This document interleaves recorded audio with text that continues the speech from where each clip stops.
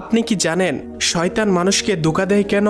তো আল্লাহ তাআলা যখন শয়তানকে জান্নাত থেকে বের করে দিলেন, তখন শয়তান আল্লাহ তাআলাকে বলল, আপনি এই মানবজাতির জন্য আমাকে জান্নাত থেকে বের করে দিলেন, আপনার ইজ্জতের কসম, আমি আজীবনকাল এই মানবজাতিকে ধোঁকা দিতেই থাকবো।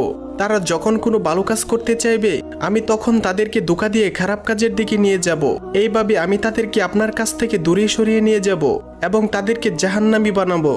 তখন আল্লাহ তাআলা শয়তানকে কি বলেছিলেন তা জানার আগে আপনি যদি মুসলিম ভাই বা বোন হয়ে থাকেন, তাহলে ভিডিওটিতে একটি লাইক এবং চ্যানেলটি সাবস্ক্রাইব করুন এবং আপনার সুন্দর নামটি কমেন্টে লিখে যান। তখন আল্লাহ তাআলা শয়তানকে বলল, তুই সারা জীবন আমার বান্দাদের ধোঁকা দিবি, তাদেরকে বিভিন্ন প্রকার গুনাহ করাবি, তাদের মুনাফিক বানাবি, তাদের বেনামাজি বানাবি।